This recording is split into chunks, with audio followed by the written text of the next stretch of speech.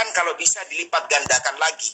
Itu masih belum cukup lautan sedunia ini untuk menjelaskan itu, menggambarkan itu. Karena final bahru dan li kalimati. Iya, akan habis laut kalau mau dijadikan pena untuk menjelaskan ilmu Allah. Bahkan pohon-pohon mau dijadikan pensilnya juga nggak akan cukup gitu. Nah, jadi roh itu adalah jismun latifun, adalah suatu bentuk yang lembut yang kita tidak tahu seperti apa, tapi itu menyatu dengan raga manusia, yang mana raga ini adalah kendaraan. Nafsu kamatiyatu, kata Rasulullah. Raga ini adalah kendaraan kita untuk hidup di dunia. Jadi medianya manusia itu untuk hidup adalah raga. Raga ini bukan kita. Kita itu yang ada di dalam sini. Raga ini hanyalah kendaraan sementara selama kita hidup di dunia. Saat kita berpindah alam nanti ke alam barzakh, kendaraan ini kita tinggalkan, membusuk di dalam bumi. Nah, makanya para ulama itu ada, kalau tidak salah satu seorang ahli tasawuf itu menulis syair, dia mengkhitab raganya sendiri. Wahai raga yang menemaniku selama hidup di dunia, kelak besok aku akan berpisah denganmu, sementara kamu akan kutinggalkan membusuk di dalam perut bumi, dan aku akan berkelana di alam barzakh. Tapi kemudian nanti setelah hari kiamat kita akan diperjumpakan kembali setelah hari ba'ats. Nah, itu kira-kira ruh. Ruh itu yang akan terus bersama kita. Kita itu adalah ruh. Terus raga ini nanti ditinggalkan. Nah, setelah ditiupkan ruh oleh malaikat, nanti Allah perintahkan juga untuk menulis 4 kalimat. Itu kata para ulama ditulis di jidatnya si janin. Jadi di jidat kita itu sebetulnya sudah tergambar semua apa yang akan terjadi, nasib-nasib kita. Hanya kita tidak mampu membaca. Nah, di jidat itu ditulis oleh malaikat sesuai perintah Allah, ajalnya kapan. Itu ditulis jadi sejak di dalam janin. Sejak di dalam kandungan. Sampai sekarang masih ada ya? Sampai sekarang masih ada. Ditulis itu. Ini meninggalnya usia 70 pada tahun sekian, hari sekian, jam sekian, menit sekian, detik sekian. Tidak ada yang meleset sedikit pun. Ya nampak itu. Di sini 5 tahun lagi nampak itu. 5 tahun lagi. Wah, jangan macam-macam lah. Kemudian diperintah untuk menulis rezekinya juga. Jadi rezeki itu kata para ulama, rezeki kita itu dituliskan di kening, jatahnya itu ditaruh di langit.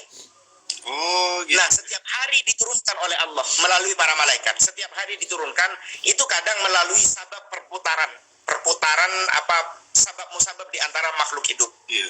Jadi ada orang bertani, dia jual berasnya, terus berasnya dibeli, berasnya nyampe ke kita lewat apa, kita membeli, semuanya perputaran itu setiap hari ditentukan dari langit. Sedangkan rezekinya itu ada di langit. Jadi porsi kita itu ada di langit. Kita tidak tahu selama hidup ini kita butuh berapa banyak rezeki. Yeah. Makanya kata para ulama, manusia itu tidak akan mati sebelum rezekinya habis. Yeah. Jadi kalau rezekinya misalnya, rezeki saya itu adalah memakan 1 juta kilogram beras misalnya selama hidupnya, itu nggak akan mati kalau sebelum menghabiskan 1 juta itu. Kurang 1 butir pun masih hidup di alam dunia. Nah, rezekinya itu turun setiap hari dari langit, kadang lewat teman, kadang lewat rekan bisnis, kadang lewat ini. Terus di antara rezeki itu, ini yang penting juga untuk dibahas. Ini anak muda. Iya. Ketika Allah memerintahkan malaikat untuk menuliskan rezeki, itu juga di antara rezeki yang ditulis adalah jodoh. Jadi jodoh itu masuk ke dalam rezeki ya? Jodoh itu sudah ditulis sejak dalam kandungan, dalam janin, bentuk janin kita sudah ditulis jodohnya dengan siapa. Kalau jodohnya dengan orang Aceh, ya ditulis dengan orang Aceh gitu. Begitu ya? Ini contoh saja. Boleh. Itu ditulis jodohnya berjodoh berapa kali. Orang banyak mengira jodoh itu harus yang dibawa mati. Iya. Enggak. Jodoh itu kalau dalam konteks pasangan, orang yang ditakdirkan oleh Allah untuk hidup dengan kita dalam masa tertentu. Itu ada yang dinamakan dengan jodoh. Siapapun itu ya. Itu yang dinamakan dengan jodoh. Bisa jadi orang jodoh 2 tahun. Iya. Yeah. Ada orang ditakdirkan di dalam janinnya, ini berjodoh dengan Fatimah 2 tahun, kemudian dia berpindah berjodoh dengan siapa misalnya, Sinta 5 tahun, kemudian dia berjodoh lagi dengan ini selama sampai mati. Ada jadi bisa jadi orang berjodoh 2 tahun kemudian tidak apa namanya, mereka berpisah, berjodoh lagi dengan orang lain, mereka berpisah. Ada yang jodohnya hanya satu, yang kalau kata orang modern sekarang itu dikenal dengan soulmate gitu. Dia cuma satu, hadir dan itu menemani sampai mati. Enggak semua orang seperti itu takdirnya. Dan bahkan ada orang yang yang jodohnya hanyalah kematiannya. Makanya bagi anak muda, memang ingat juga tentang berharap jodoh yang baik, berharap jodoh yang soleh-solehah. Tapi juga harus waspada, kematian itu bisa datang kapan saja. Dan bisa jadi sebelum jodoh manusia itu tiba, jodoh kematian sudah datang lebih dahulu. Makanya jadi persiapan terbaik didahulukan takdirnya ya. Iya, persiapan terbaik di dalam kuat keinginan kita, sekalipun kuat pencarian kita terhadap jodoh, sekalipun hebat attitude kita, itu tetap tidak merobek takdir ya. Betul, tidak bisa menghentikan laju takdir. Jadi kadang ada orang yang saling mencintai, kadang di dalam puisi-puisi dia berkata takdir pun tidak akan sanggup memisahkan kita. Itu bahasa yang berbahaya itu, kalau dalam kacamata Sulamut Taufik itu bahasa yang bisa memurtadkan. Karena menentang, tidak ada yang bisa menghentikan takdir. Kalau takdir mengatakan bersatu, itu di dalam khutbatun nikah, la yajtami'u ithnani wa la yaftariqani illa biqada'in wa qadar wa kitabin minallahi qad sabaq. Tidak akan bisa bersatu dua orang dan tidak akan berpisah dua orang ini kecuali dengan ketentuan dari Allah Subhanahu wa taala. Bahkan kata para ulama, ini bahasannya masih dalam penciptaan. Saya sekarang kenal sama kamu, Bro. Ini Muntaga dari Madura, Tasir dari Aceh. Ini jauh sekali jaraknya. Nah, ini kata para ulama, dulu sebelum ruhnya dimasukkan ke janin, jadi janin ini sebelum tercipta, ruh kita itu sudah ada di atas langit.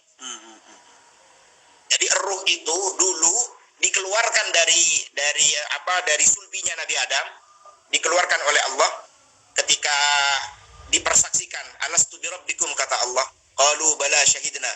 Ruh kita itu semua sudah iya ya Allah, kami bersaksi engkau Tuhan kami. Kemudian ruh itu diletakkan di alam, di suatu tempat di langit, itu diturunkan sesuai kebutuhannya. Jadi ada janin nih, ada janinnya saya misalnya. Ini janinnya saya waktunya untuk diambil ruh, dibawa ruhnya. Akhirnya dibawa oleh malaikat dari langit, ruhnya ditiupkan ke dalam rahim. Ruh itu di atas sebetulnya ngumpul semua antara ruh orang yang belum lahir dengan ruh orang yang sudah mati. Tapi orang mati yang selamat tentunya. Jadi itu ruhnya di langit ya? Tempatnya di langit? Ada suatu tempat. Ruhnya Anbiya yang sudah wafat tentunya dengan ruhnya calon anak-anak yang belum lahir itu masih ngumpul. Nah, orang yang kenal seperti saya dengan kamu, kok bisa dapat takdir kenal padahal jauh tempatnya? Itu kata para ulama, kemungkinan besar ruhnya di langit itu sempat berkomunikasi. Sempat berkata. Tadi makanya kadang fil malakut. Allah. Iya, tadi sama fil malakut. Sekalipun terhalang bentangan jarak yang jauh, ada ceritanya orang Indonesia jodoh sama orang Jerman. Kok bisa jodoh sama orang Jerman? Itu ruhnya dulu pernah berkenalan di malakut, di alam langit. Allah. Ada yang berkenalan dengan orang Eropa, dengan orang Mesir ya, dengan orang. Kalau ada orang Jawa jodoh sama orang Aceh, kemungkinan ruhnya dulu pernah berkenalan. Oh gitu ya. Terus lanjut ke setelah pembahasan jodoh, kemudian ajal itu juga yang sangat oleh para ulama, ini pembahasan lain. Kalau pembahasan ajal itu dulu di zaman Nabi Sulaiman, Nabi Sulaiman pernah duduk sama para menterinya, tiba-tiba ada tamu datang, itu menatap menteri itu dalam-dalam, ditatap sampai menteri itu risih. Ini siapa sih tamunya Nabi Sulaiman, kok saya ditatap berlebihan begini? Tunggu ya, setelah ini ada di kitab ini juga.